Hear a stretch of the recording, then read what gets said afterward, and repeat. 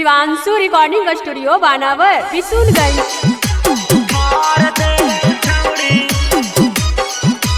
Music director Sintu सम्राट।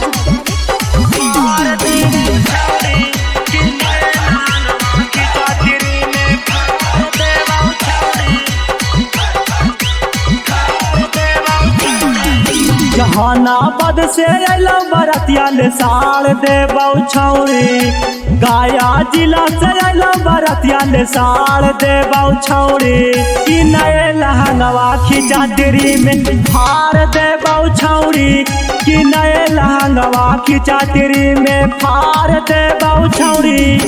गालियों में नया powder लगैलियो हे गे छौड़ी, गालियों में नया पाउडर लगैलियो हे गे छौड़ी, नए लहंगवा खिंचा तेरी में फाड़ दे छौड़ी, कि नए लहंगवा खिंचा तेरी में फाड़ दे छौड़ी।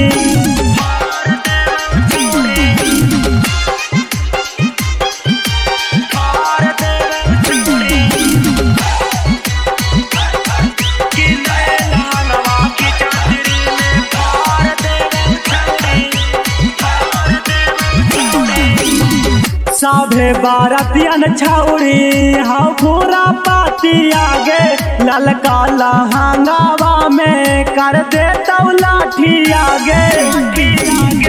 साभे बारतियन छौड़ी हाँ पूरा पाती आगे, ललका लहंगावा में कर दे लाठी आगे। तोरे से ना जारिया लड़ाइए ले छौड़ी, कि तोरे से ना जारिया लड़ाइए ले छौड़ी, कि नए लहंगवा खिंचा तेरी में फाड़ दे छौड़ी, कि नए लहंगवा खिंचा तेरी में फाड़ दे छौड़ी।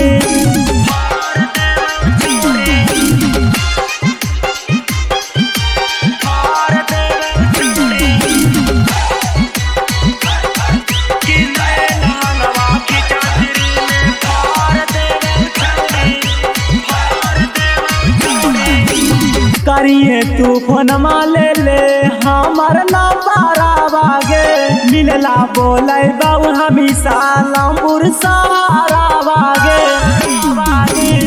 करिए तू फोनमा ले ले हमार नंबर आवागे, मिलला बोले बाबू हमेशा लंबुर सहारा वागे।